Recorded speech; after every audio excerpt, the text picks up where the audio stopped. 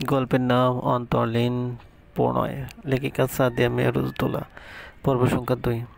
উজমাকে আয়ন্তিকা, এসব কি বলছো? আয়ন্তিকা অহর্নিশের কড়া প্রশ্নের উত্তর দেয় না, নির্জীব রূপে শক্ত হয়ে দাঁড়িয়েছে। অহর্নিশের হাতে এখনও তার উন্মুক্তমান পেটের মাঝে বিদ্যমান ঠিক এক কারণে আয়ন্তিকা কোনো কথা বলতে পারছে না। পুরুষের স্পর্শ বরাবরই ওর পছন্দ নয়, কিন্তু এখানে তো অহর্নিশ তার স্বামী। তবে আয়ন্তিকা যেখানে বিয়েটাই এখনও হজম করতে পারছে না, সেখানে অহর্নিশকে স্বামী হিসেবে মেনে নেওয়াটা খানিকটা কষ্টকর তার কাছে। অহর্নিশ বড্ড বেশি বিরক্ত হয় এবার, সঙ্গে করে নিজের রাগান্বিত আভাসটাকে ফুটে ওঠে। নিজের বাম হাত যেটা আয়ন্তিকার পেটে অবস্থিত, সে হাতটাকে আর একটু শক্ত করে তোলে। তার আর আয়ন্তীর মাঝে থাকা অবশিষ্ট ফাঁকা জায়গাটুকু ভরাট করে তোলে। অহর্নিশ দাঁতে দাঁত চেপে বলল, আমি তোমায় কিছু আজ করছি অয়ন্তিকা, তুমি কি তা শুনতে পাওনি? অয়ন্তিকা লম্বা দম ফেলে। সে এবার মনের সাহস জুগিয়ে অহর্নিশের হাতে চিমটি দেয় সজোরে। ব্যথায় চোখ মুখ হালকা কুঁচকে নিয়ে ফের স্বাভাবিক হয়ে যায় অহর্নিশ। বাম হাতটা সন্তর্পণে সরিয়ে নেয় সে অয়ন্তিকার পেট হাতে। সঙ্গে সঙ্গে ছিটকে দূরে সরে যায় অয়ন্তী। আহত দৃষ্টিপাত তার। শাড়ি ঠিক করে নিয়ে পরিপাটি হয়ে দাঁড়ায়। অহর্নিশ ধাঁধালো দৃষ্টিপাত দেয় অয়ন্তিকার দিকে। তা দেখে খানিকটা হৃদগহীন থেকে ভরকে যায় অয়ন্তী। অহর্নিশ চিবিয়ে বলল, কি প্রবলেম তোমার? হাতে ব্যথা দিলে কেন? অয়ন্তিকা থুতনি চিবুক স্পর্শ করিয়ে মিনমিন সুরে বলল, আপনি আমায় এভাবে স্পর্শ করলেন কেন হুট করে? মানলাম আপনি আমার স্বামী, কিন্তু বিয়েটা আমি এখনও মানতে পারিনি। অহর্নিশ ঠোঁট বাঁকিয়ে একটুখানি সামনে আগায়। ব্যবধান একটু গুছিয়ে নেয় তার আর অয়ন্তিকার মধ্য হতে। প্যান্টের পকেটে দুহাত পুরে নিয়ে সে জোরে গলায় বলল, বিয়ে মানো আর না মানো অয়ন্তিকা, তুমি কিন্তু আমার থেকে মুক্তি পাচ্ছ না। Mind it. আমার থেকে দূরে সরার কথা মাথায় আনলে আর না এর আসল রূপ দেখবে। আমার আসল রূপটা অতটা মধুর নয়। অয়ন্তিকা মাথা উঁচু করে অহর্নিশের বলা কথাগুলো কখনোই সে বোঝে না। লোকটা বেশ রহস্য নিয়ে রেখেছে নিজ মধ্যিখানে। তার ছোট্ট মাথায় অহর্নিশের বহুরূপ রূপটা ঠিক নিতে পারে না। 15 বছর হলেও সঠিক এবং যথেষ্ট বুদ্ধি তার মাঝে এখনও জন্মগ্রহণ করেনি। ভাবনাকালে অহর্নিশের গম্ভীর কণ্ঠস্বর কানে আসে অয়ন্তীর। অহর্নিশ বলল, আমি কি তোমার অপছন্দের তালিকায় অয়ন্তিকা? অয়ন্তিকা একবার পূর্ণ দৃষ্টিপাত অহর্নিশের দিকে দেয়। কোনো কিছু না ভেবে সে বলল, জি, আপনি আমার অপছন্দের তালিকায় সর্বত্রে অবস্থিত। অহর্নিশ ঠোঁট বাঁকিয়ে হাসে। শিউরে উঠল যেন অয়ন্তিকা এই উদ্ভট হাসি দেখে। পায়ের গতিবেগ বাড়িয়ে অহর্নিশা তার সামনে এসে দাঁড়ায়। পকেট হতে দুহাত বের করে অয়ন্তিকার গাল স্পর্শ করল সে। গাড় অনেকটা নিচু করে সন্তর্পণে অহর্নিশ তার মাথা নিয়ে যায় অয়ন্তিকার অধর যুগলের দিকে। অয়ন্তিকার হালকা খয়েরি রঙের ঠোঁট জোড়ায় অহর্নিশ তার ঠোঁট ছোঁয়ায় আলতো করে। পরক্ষণে সরে দাঁড়ায়, মুখটাকে বহুরূপী করে তুলে সে বলল, ফাইন, আমাকে তোমার পছন্দ নয়, ডাজেন্ট ম্যাটার। সঠিক সময়ে সঠিক অনুভূতি জাগ্রত হয়ে যাবে। নাও লিভ। শেষোক্ত কথাটি অনেকটা জোরে বলল অহর্নিশ। অয়ন্তিকা থেমে থেমে কেঁপে উঠল। একে অহর্নিশের করা প্রথম কর্মে সে আশঙ্কিত, দ্বিতীয় করা কর্মে সে নিস্তব্ধ। সব কিছু ঠিক তার মাথার উপর দিয়ে শো শো করে চলে যাচ্ছে। হাত পা ছড়িয়ে ছিটিয়ে কাঁদতে পারলে অয়ন্তিকার শান্তি মিলত হয়তোবা। এ মেয়ে, যাচ্ছ না কেন? বেরোতে বলেছি না রুম থেকে? Get out. জাঁজালোপূর্ণ কণ্ঠস্বর। রেগে ফুসফুস করে অহর্নিশে চেঁচিয়ে বলল। তার চোখ মুখ লাল। অয়ন্তিকা অশ্রুপূর্ণ দৃষ্টিপাত একবার অহর্নিশের দিকে দিয়ে বেরিয়ে আসে। অহর্নিশকে তার কাছে একজন মানসিক রোগী লাগছে। এত অল্প সময়ে কারো মুড এত ফাস্ট চেঞ্জ হতে পারে। শেষোক্ত ব্যবহারগুলো অয়ন্তিকার পরিচিত, এ কারণে সে কিছুটা অহর্নিশকে ভয় পায়। তবে শুরুর দিকে যা হলো সেসব কি ছিল? গাড়িতে বিমূর মুখশ্রী নিয়ে বসে আছে অয়ন্তিকা। চোখের কার্নিশে চকচক করছে পানি। বাবা মা পরিবার থেকে বিদায় নিয়ে মাত্রই সে এসে বসলো অহর্নিশের গাড়িতে। পরিবারকে ছাড়া থাকতে হবে এখন থেকে। এই বাক্যগুলো এত ভারী লাগছে তার কাছে বলার নয়। প্রথম সে যেতে চায়নি, খুব বেশি কান্নাকাটি করেছে। তবে পরিশেষে কোনো লাভ হয়নি। নানুমণির এক ধমকে একদম শান্ত হয়ে গেছে আয়ন্তিকা। খট করে শব্দ হওয়াতে পাশে তাকায় আয়ন্তিকা।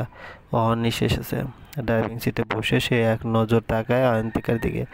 পরবর্তীতে গাড়ি স্টার্ট দিতে ব্যস্ত হয়ে পড়ে। অহর্নিশকে দেখা মাত্র আয়ন্তিকা একটু চুপসে যায়, সিটের সাথে একদম মিশে বসে পড়ে। রিভলভার সম্পর্কিত কথাটি সে কাউকে বলতে পারেনি, সুযোগটাই হয়নি। মন গোয়েন থেকে পিষে গিয়েছে সে। বারংবার মনে হয়েছে অহর্নিশ খুব বড় ধরনের একজন গুন্ডা নয়তোবা মাফিয়া হবে নিশ্চিত। আয়ন্তী ভাবতে কান্না পায়, শেষে তার বিয়ে এমন লোকের সাথে হলো। সিট বেল্ট লাগাও আয়ন্তিকা। নিশ্চুপ আয়ন্তিকা, তুমি কি আমার কথা শুনতে পাওনি? আমি কি বলেছি? সিট বেল্ট লাগাও, ধমকে সুরে অহর্নিশ বলল। কিন্তু কোনো লাভ হয়নি। আয়ন্তিকা ঠিক আগের মতোই বসে আছে। রাগ তরতর করে তরতাজা হয়ে যায় অহর্নিশের, তবে সে নিশ্চুপ থাকে। এখন কিছু বলা মানেই বিপদ। আয়ন্তিকার সামনে অহর্নিশ তার আসল তিক্ত রূপটা আনতে চায় না। অহর্নিশ গাড়ি স্টার্ট দেয়। আয়ন্তিকা ত্যাগ করে স্বস্তিমূলক শ্বাস। অহর্নিশের কথা সে মান্য করবে না বলে পণ করেছে। কেন মানবে এই ভয়ঙ্কর মানবের কথা? অযথা তাকে শুধু শুধু ধমক দেয়। মাঝপথে এসে গাড়ি থেমে যাওয়াতে আয়ন্তিকা একটু বিচলিত হয়। ডানে তাকিয়ে দৃষ্টিপাত দেয় অহর্নিশের দিকে। অহর্নিশ বাঁকা হাসছে, সে হাসি আরও বিচলিত করে তাকে। হচ্ছেটা কি? আয়ন্তিকা তটস্থ হয়ে বলল। গাড়ি থামালেন যে? অহর্নিশ কিছু বলল না, এগিয়ে আসলো আয়ন্তিকার সন্নিকটে। আয়ন্তীর কোমরে হাত রেখে টান দেয় সে, হ্যাঁচকা টান। আয়ন্তীকে টেনে এনে সে নিজের কোলে বসিয়ে দিয়ে সন্তর্পণে তার বলিষ্ঠ এক হাত স্থাপন করে আয়ন্তীর কোমরের দিকটায়। নিজে সহ আয়ন্তিকাকে নিয়ে সিট বেল্ট লাগিয়ে বুড়ো আঙুলটা বসিয়ে দেয় আয়ন্তিকার গালে। আয়ন্তিকা ছটফট করে। বিপাকে পড়ে সে বাধ্য হয়ে কথা বলতে অহর্নিশের সাথে। অস্থিরতা মিশ্রিত কণ্ঠে সে বলল, আরে আজব, কি করছেন? আমাকে ছাড়ুন। মিনমিন কণ্ঠস্বর, অতি নিম্ন ছিল তার আওয়াজ। উঁচু গলায় অহর্নিশের সাথে কথা বলার সাহসটা তার জন্মেনি। অহর্নিশ ঠোঁট বাঁকিয়ে বলল, সিট বেল্ট লাগাতে বলেছিলাম না বারবার?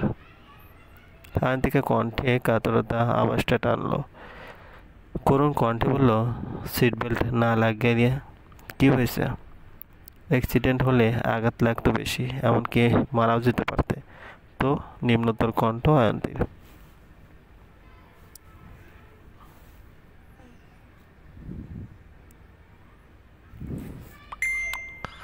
অহর্নিশ আরো শক্ত করে চেপে ধরে আয়ন্তীকে কানের কাছে ফিসফিস করে বলল, নতুন বিয়ে করলাম, বউকে আদর না করে এই মরতে দেয় কী করে?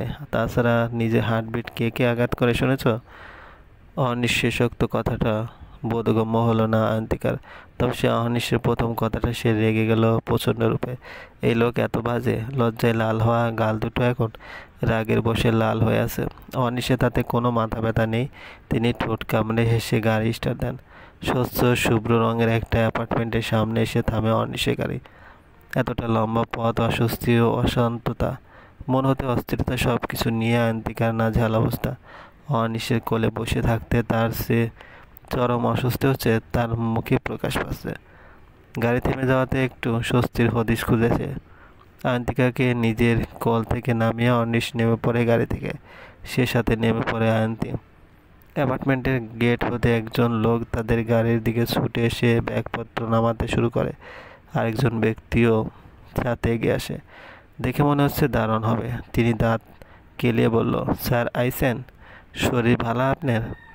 অহর্নিশ ম্লান হেসে বলল, ভালো আছি চাচা, আপনার কী অবস্থা? কেমন আছেন? আছি বাবা, ভালা, আল্লাহর রহমতে। দারোয়ান এবার আয়ন্তিকার দিকে দৃষ্টিপাত স্থাপন করে তিনি সমস্যারে বললেন, তা স্যার এটা কিনা? আপনার বোন? আয়ন্তিকা অহর্নিশের দিকে তাকায়। অহর্নিশের মুখপানে স্বাভাবিক, সে আড়ষ্ট স্বরে বলল, জি চাচা, আমার কাজিন ও গ্রামে ছিল, ঢাকায় থেকে পড়তে এসেছে। বোন গহিনের কোথাও সুচালো আঘাত অনুভূত করলো আয়ন্তিকা। আহত দৃষ্টিপাত তার, তবে সে নিজেকে ধাতস্থ করে। এটাই স্বাভাবিক। অহর্নিশ ভাইকে তার হাড়ে হাড়ে চেনা আছে। দারোয়ান আর অহর্নিশের কথার মাঝে কয়েকজন ছেলে এসে দাঁড়ায়। তাদের মুখে চকচকে ভাব। তাদের মধ্যে হতে একজন বলল, অহর্নিশ ভাই, আপনি আসছেন? কতদিন ধরে অপেক্ষায় ছিলাম, আজ পার্টি অফিসে আসবেন ভাই। অহর্নিশ গলা খাঁকড়ি দেয়, চোখ তীক্ষ্ণ করে ছেলেগুলোকে ইশারা করে আয়ন্তিকাকে তাকে দেখায়। সঙ্গে সঙ্গে তারা একদম চুপসে যায়। অহর্নিশের কাছে একজন ছেলে এগিয়ে গিয়ে ফুসুর ফুসুর করে কথা বলে। সবাই মিলে যায়। সকল ঘটনায় আয়ন্তিকা প্রশ্নোত্তর দৃষ্টি নিক্ষেপ করে চেয়েছিল। পার্টি অফিস শব্দটা নতুন লাগলো তার কাছে। জিজ্ঞেস করার সুযোগ হলো না কোনো কিছুই। লিফট দিয়ে 13 তলায় এসে নামে তারা দুজন। একটা ফ্ল্যাটের সামনে এসে তালা খুলে ঢুকে অহর্নিশ সঙ্গে করে আয়ন্তিকা পিছে আসে। ফ্ল্যাটটা অন্ধকার, গুমোট অবস্থায়, এক বিশ্রী গন্ধ বেরিয়েছে। এরকম গন্ধ সাধারণত অনেকদিন যাবৎ বাসা বন্ধ থাকলে হয়। অহর্নিশ লাইট অন করে ব্যাগগুলো সাইডে রাখে। ফ্ল্যাটটা বেশ বড়, 8-10টা রুম তো হবেই। শৌখিন রূপে সাজানো চারদিক। ফাঁকা ফ্ল্যাট দেখে একটু চমকায় অয়ন্তিকা। বড় মামা আর মামি তারা কই? আর নিয়াপু, শাহির এরা কোথায়? কৌতূহল উত্তেজনা দমাতে না পারে অয়ন্তিকা হাত মোছড়াতে মোছড়াতে বলল, বড় মামা মামি কোথায় তারা? অহর্নিশ সোফায় গা এলিয়ে দিয়ে বলল, তারা এখানে থাকে না, মিরপুর থাকেন, আমি একা থাকি এই ফ্ল্যাটে। মিরপুর থেকে অফিস দূর হয় তাই এখানে আলাদা থাকে। অয়ন্তিকা বিস্ফোরিত চাহনিতে তাকায় অহর্নিশের পানে। হৃদঘনি থেকে বড্ড ভীতগ্রস্ত হলো সে। কপালে বিন্দু বিন্দু ঘাম এসে জমেছে। তার মানে এই ভয়ঙ্কর মানবের সাথে তার একা থাকতে হবে। সবেমাত্র পান হাতে নিয়েছিল আয়ন্তিকার নানি নাহিয়া আহমেদ। তাৎক্ষণিকভাবে ফোন আসায় তিনি বেশ বিরক্ত বোধ করলেন। পান হাতে থেকে স্টিলের থালায় রেখে দিয়ে ফোন রিসিভ করলেন তিনি। তৎক্ষণাৎ অপাশ থেকে কেউ চাপা কণ্ঠে বলল, নানিমা আমি শফি। হ কোয়া কি কইবি? বিয়ে কি দিয়া দিছেন? হ অহর্নিশ আয়ন্তিকার ঢাকায় লইয়া গেছে গা।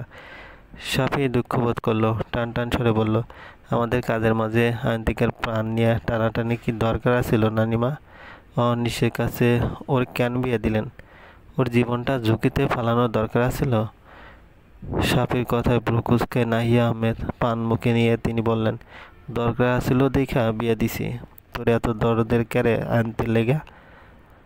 দরদ কই নানিমা, আমি তো এমনি কইতাছিলাম, ওর তো কোনো দোষ নাই। নাহিয়া বেগম পান চিবিয়া বললেন, তুই কি এসব কল লেগে ফোন দিছস সাপি? না আমি তো ফোন দিছিলাম উসমান লাই। উসমান কি করুম? ওরে মাইরে ফেল, ভাবান্তর ছাড়া বলল নাহিয়া আহমেদ। অতঃপর মশগুল হলেন তিনি পান চিবোতে। সাপি চমকায়। আরও একটি নিষ্পাপের প্রাণ কষ্টে জর্জরিত হয় তার বক্ষ পিঞ্জর। তবে সে নিরুপায় কাতর কণ্ঠে বলল, আচ্ছা নানিমা, মাইরা ফেলতাছি ওরে। গোসল শেষে বের হয় ওয়াশরুম থেকে আয়ন্তিকা। সামনে দৃষ্টিপাত দিতে হিমরূপ ধারণ করে তার শরীর। সজোরে চিৎকার দিয়ে মাটিতে লুটিয়ে পড়ল সে। সেন্সলেস হওয়ার আগে সে অস্ফুট সুরে কেঁদে উঠল, যেন চলবে।